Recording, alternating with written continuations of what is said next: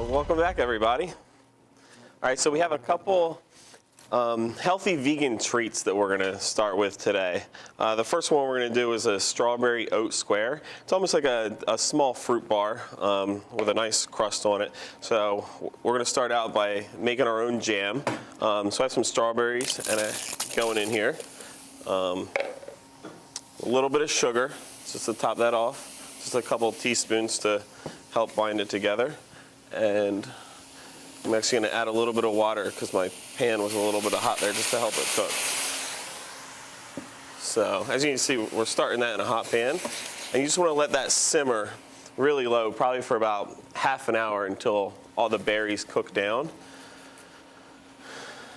All right, and while that starts going, we're going to start making the base of our tart. So the first bowl, I'm going to add all of my dry ingredients. I have a little bit of whole steel cut oats. I have a little bit of whole wheat flour, just to help bind everything together. Just a pinch of baking soda in there. A couple more teaspoons of our raw sugar. Again, not too much. And just a pinch of salt to go in there as well. So we're going to combine all that together, set that aside. In a separate bowl, we're going to start mixing all of our wet ingredients.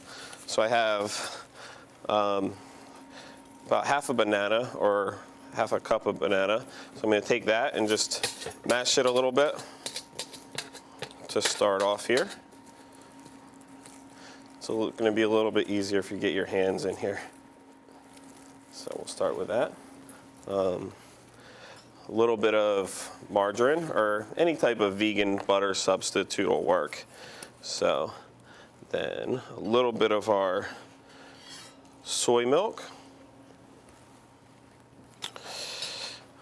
And we're going to mix all this together just to get the banana to like a paste form. And then just add in a little bit of the agave as well. So once we have both of these mixed separately, all you're going to do is take your wet ingredients, add them into the dry, and then we're going to combine all this together.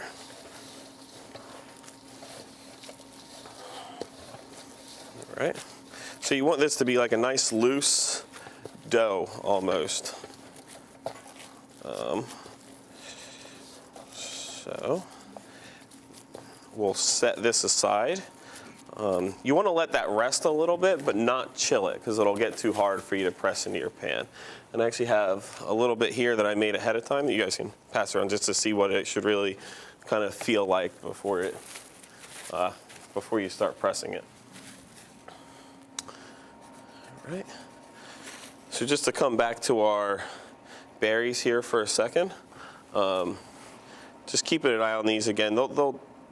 If you're making your own jam, it's going to take about half an hour at least for them to really cook down. And you want to probably cook about half the liquid out of them. So I actually have a little bit of jam I made earlier this morning that I'm going to add that to start. And if you don't have the fruit to make your own jam or the time, there's plenty of fresh sugarless jams that you can get now. So we'll just let that keep going down. While that's going, I'm going to take my pan. All right, so this, you just want to coat it with a pan spray very well so that these don't stick once they cool. So coat it with pan spray. We're going to line it with a sheet of parchment paper. Just spray that again. That way we make sure everything comes out. All right. And now, so after this crust rests a little bit, you're just going to take this and spread it in an even layer all the way across the bottom. Now it is important that whatever pan you're using, you make sure that you cover the entire pan. Otherwise the filling will start to spread out the side of it me take this. And again, it doesn't have to be a very thick layer on the bottom, just a nice, as long as it's even so that it all cooks at the same time. So get all that pressed in there. So again, it's just pressed all the way around the whole bottom of the pan. And then, so we have our fruit here that's simmering now. So after this reduces, it'll be thinner than a jam, but you want to make sure that it's thick enough to coat a spoon. So it'll finish reducing when we bake the rest of it off, but you don't want it to be so liquidy that it cooks through the bottom of the dough. So I'm just gonna take this, go into our pan with that, right on top of the crust. Just spread all of that out evenly.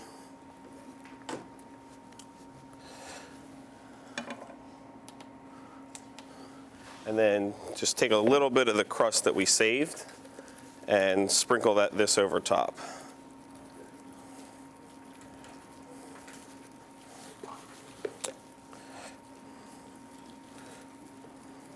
Okay.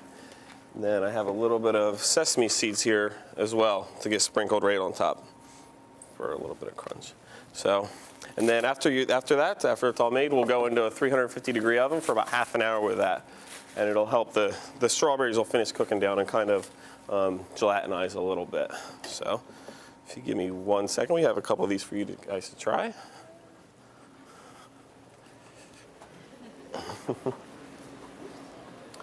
Yeah, this should make it easy.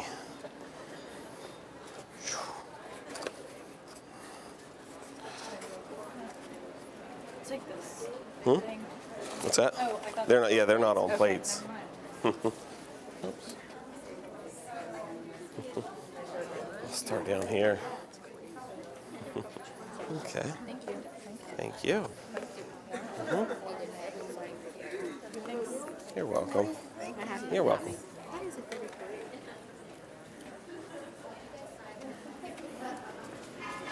Thank you, guys.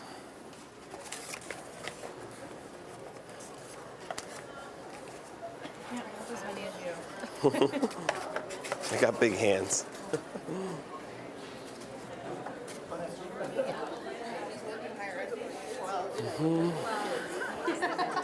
Thank you. You're welcome. Well, thank you. You're welcome. You went to school in Japan, so that was factoring into that. You're welcome.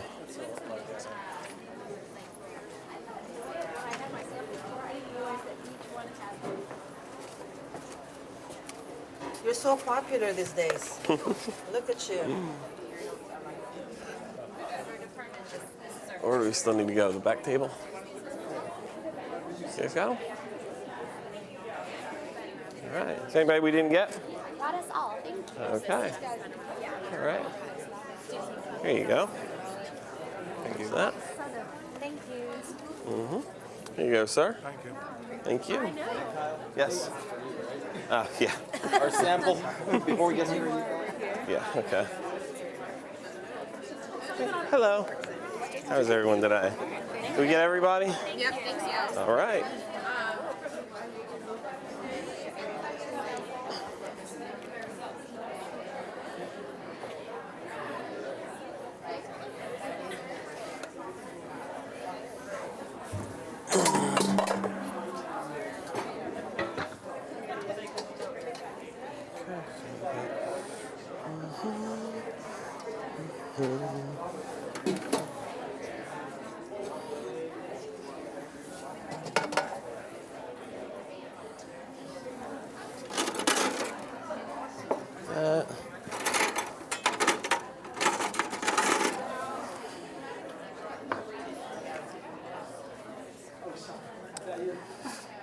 Okay. What time is it? Do you know? You know what time it is? Okay.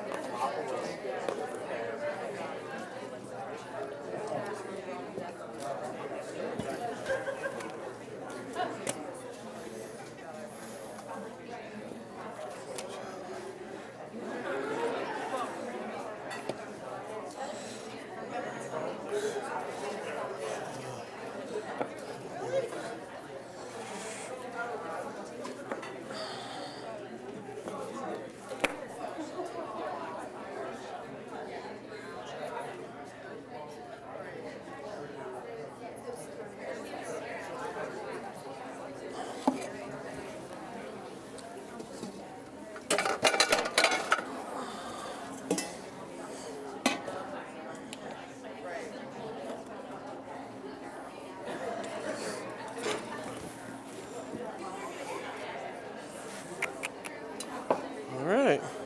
Okay. How are they? Good? All right.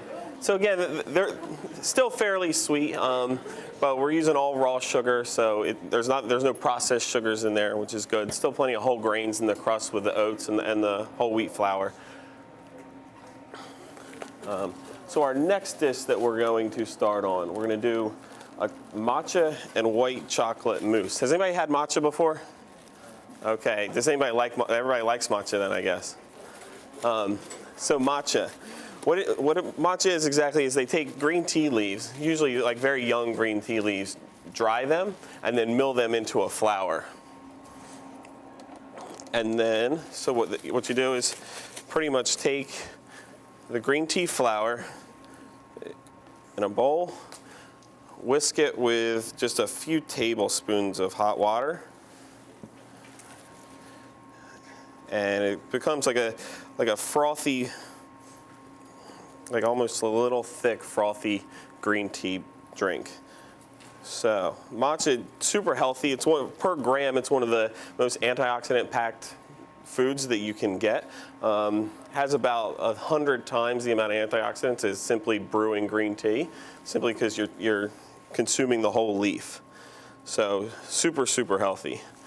All right, so for this, we're gonna start off in our pot over here. We're gonna get 2/3 of the milk in the recipe going. Here we're using a little bit of almond milk, a little bit of soy milk and a little bit of coconut milk at the end of that as well. So we're gonna start scalding that. Then we're gonna add just a couple tablespoons of vanilla and a little bit of maple syrup as our sweetener. So we're gonna let that come up and start getting warm. When you're cooking with milk, especially if it's a milk that's low fat, it doesn't have a whole lot of fat in it, you want to make sure you keep it moving constantly because it will stick to the bottom and the protein in the milk will start to burn very quickly, even with non-dairy milks as well are the same. So, and with this, I would tend to stay away from nut milks. Personally, I don't like cooking with nut milks. They tend to get bitter very quickly when you start cooking with them. So soy milk's probably your best bet for that. So once this starts to, you can see it's starting to foam up a little bit for me. So that's getting nice and warm throughout. So I'm gonna just add my white chocolate to that to melt through. All right. And then, so now we can, once that's all melted through, we can actually pull that off, put it into our mixing bowl. We're gonna go back on the stove with that same pot, add the rest of our milk to that. And then I'm gonna take my cornstarch, mix that with just a couple teaspoons of water, and you want to make sure that this is mixed together well before you stir it into there. That way, otherwise you'll have lumps when you go through. So mix that together, and then we can go right into the milk with that. So again, this will start to thicken up fairly quickly with the starch in there. So once you put the slurry in, you definitely want to keep stirring this until it thickens. It should only take a minute or two. Okay, at the same time, I'm gonna make sure I have my matcha whisked up right on the side. Leave that there.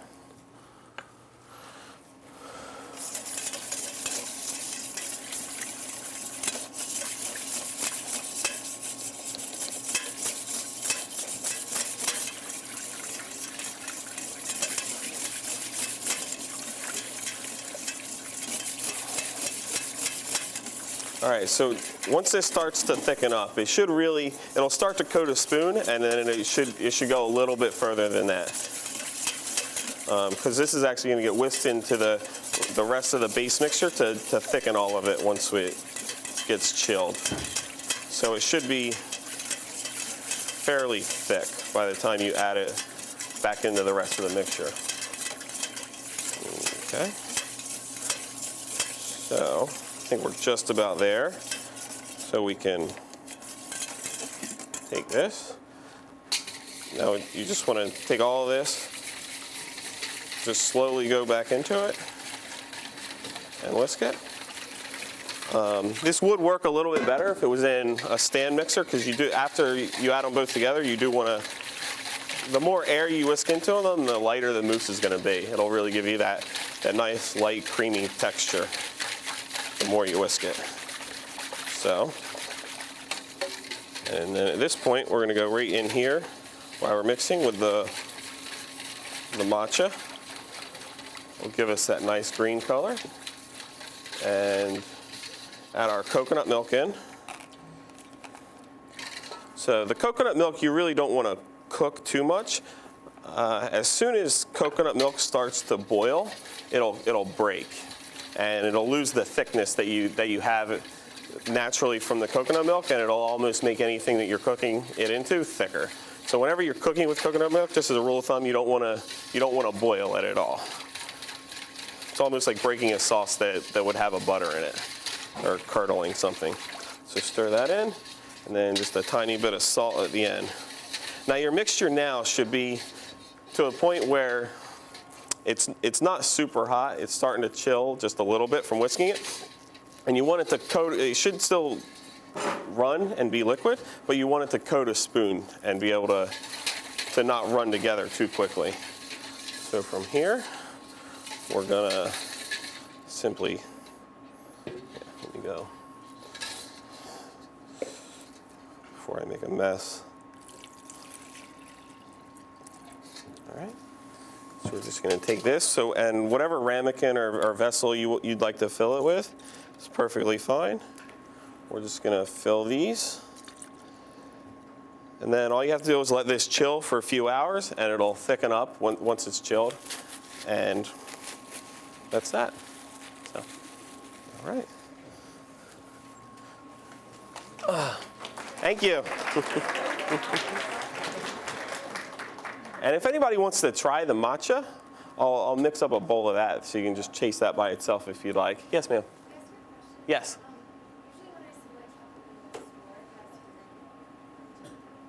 So if you get a pure white chocolate, it's just going to be cocoa butter. So you can just look for cocoa butter. So, yes. Yeah, it's for the flavor. It really is it's a really strong green tea flavor that comes from it. So, and it's another way to give us those antioxidants. So, yes.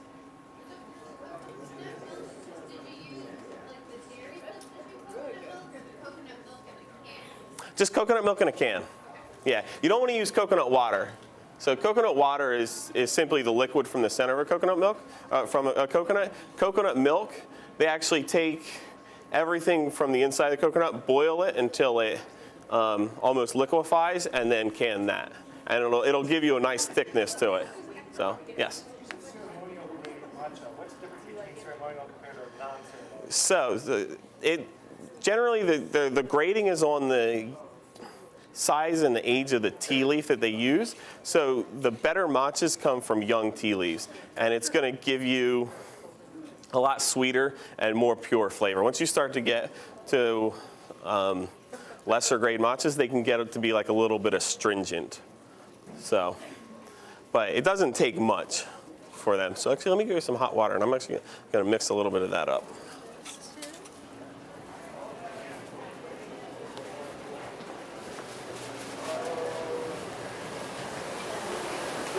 Yay, okay. What's up?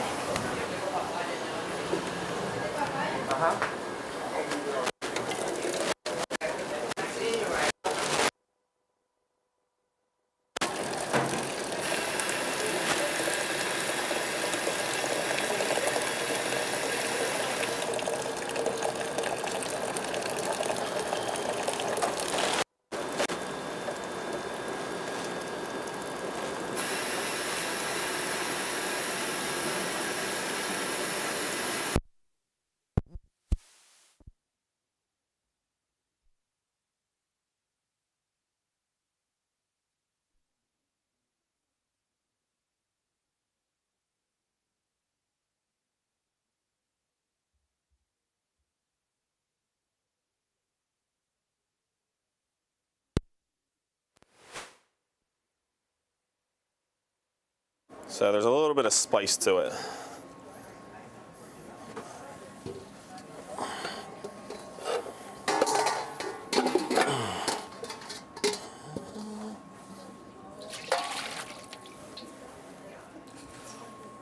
All right, so let me do this.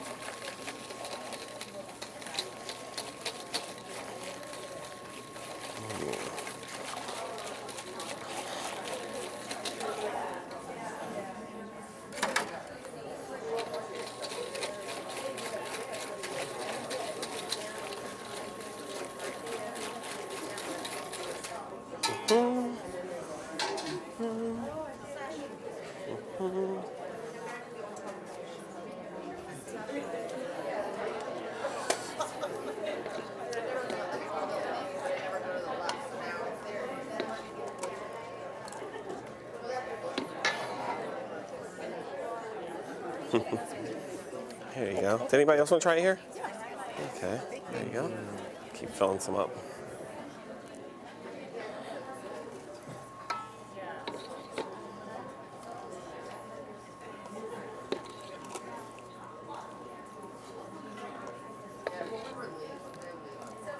Yes.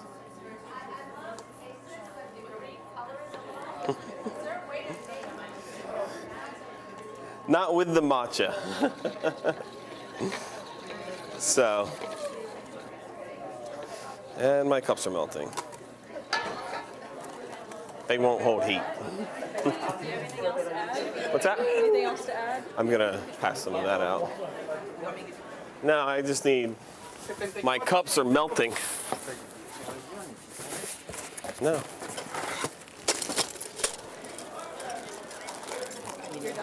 Are we early?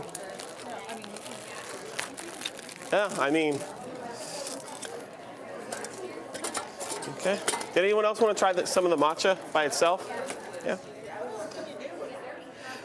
There's a lot of things you can do with it. It mixes very well into a lot of different things. Yeah, I mean you could. You can use it as like a broth. Just a tiny. Yeah, it's kind of. Oops, sorry. Super strong. It is. So it's a ground up green tea leaf. So it's actually like instead of steeping it, you're getting the whole tea leaf. So it's a lot. You're getting a lot more of the antioxidants and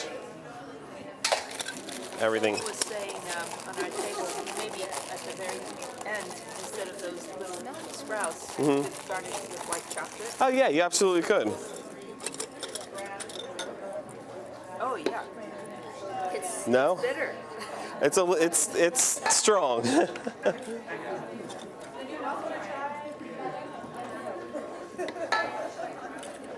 Yeah, it's definitely a strong beverage. I can smell it. Yeah, if you don't like earthy teas, just no.